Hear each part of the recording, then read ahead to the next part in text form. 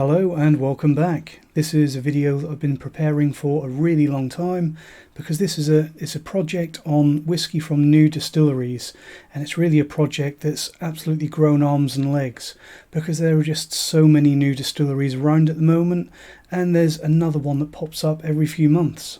Let me show you what I mean. You might also notice that I've thrown a few English whiskey distilleries in the lineup because why not?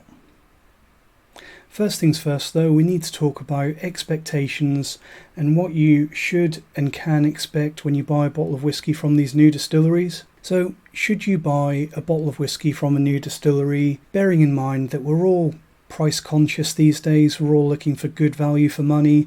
Should you buy one of these whiskies if you're looking for the best, most mature whiskey? I think without a doubt, no, absolutely you should not.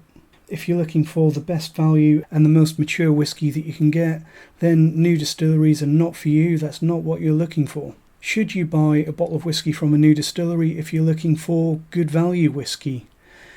That one's a little bit harder to answer, and it really depends on what you're looking for from your whiskey. But again, I'm going to say probably not. I think if all you're interested in is getting the maximum amount of quality per pound or dollar spent, then really these new distilleries don't have a lot to offer for you. So why should we buy any of these bottles? Well, I do actually think that all of these bottles from all of these new distilleries are all worth looking at. They all offer something interesting, and if you look at the labels on almost all of these across the board, you'll see that they have something in common, and that's that they all offer a craft presentation, an integrity presentation, with one glaring exception, which we will get to later. But apart from that exception, they all offer a full integrity presentation.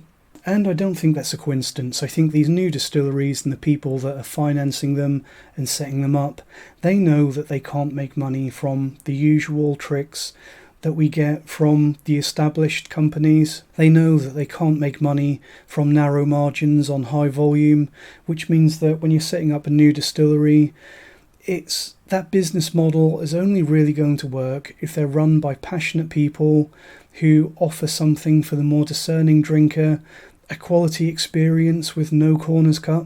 And I'd actually say that the presentation on almost all of these, it's better than what you would expect from the average independent bottling. We're talking lack of caramel colouring, lack of chill filtration, 46% plus on almost all of these.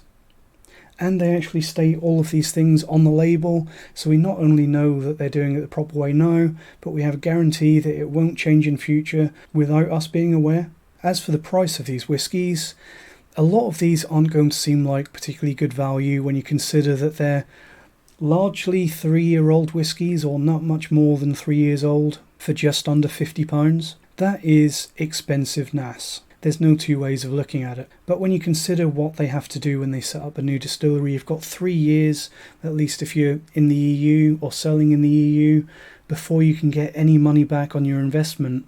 And no new distillery, unless you're Daft Mill, which they've cheated a little bit, they're not going to be able to come out with a 15-year-old mature whiskey and sell it for cheap. The way that I like to look at these new distilleries is kind of like crowdfunding. I think if you're the kind of person that can see the value in investing in something like a Kickstarter project or a GoFundMe project, then I think this works in a really similar way. You pay your £45 for one of these bottles because that is about how much they cost on average, and you get to say that you were there on day one. You were there right at the start when they first laid those first bricks and kind of set out on their journey. You get to see what they're trying to do. You get one of their early bottles, which is kind of like a mission statement. It shows the kind of whiskey that they're trying to make, gives you a little glimpse into what their end goal is. And you're literally funding the future of Scotch or English whiskey. And if you do like what they're doing from that first early bottle, then you can obviously go out and buy one of their future bottles. And in my opinion, get this unique thing. It's kind of like a live rundown of how that whiskey develops on its way to maturation. And I personally think that's a really interesting and really unique and pretty worthwhile thing. So I had to go through that little speech. I'm going to step down from my soapbox now, but if I didn't say those things, then I'm sure that the first dozen comments that I would get on this series are going to be, why are you paying £50 for a bottle of 3-year whiskey? Why have you done that? Because I wanted to. So noticeable gaps in the lineup that we've got here. You'll notice that there's no Daft Mill in here because it's absurdly expensive and incredibly difficult to get hold of unless you pay silly money at auctions, and I'm never going to do that. I think that it's borderline immoral, and it's just, I don't want to encourage those people that are making massive amounts of money on the secondary market. It's really not what we should be doing. So until Daft Mill sort out their availability issues, no Daft Mill review from me. Another one that's missing from my lineup, I haven't shown this one yet.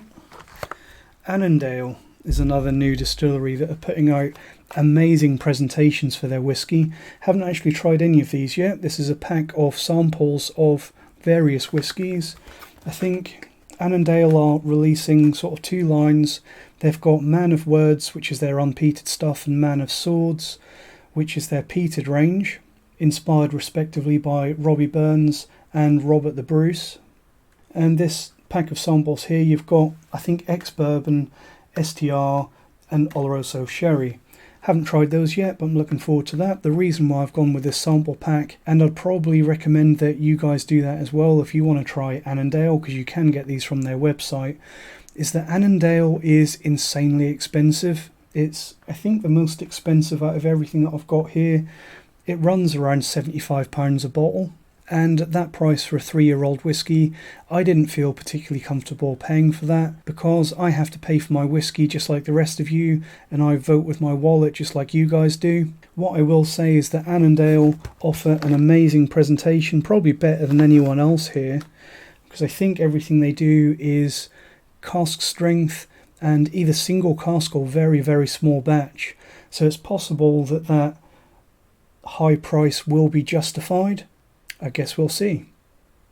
So obviously lots of reviews to get through there, and I've already reviewed a few months ago Nuckneen Organic, still got a little bit of that left, which was a decent whiskey. It's a good effort for a first whiskey from a new distillery at 3 years old.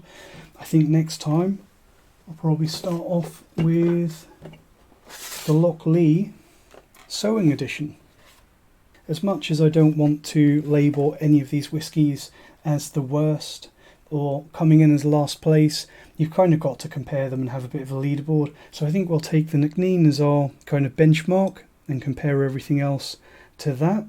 And our first contender to the Nuckneen is going to be the Loch Lee, and I'll probably release that video immediately after this one. So see you there.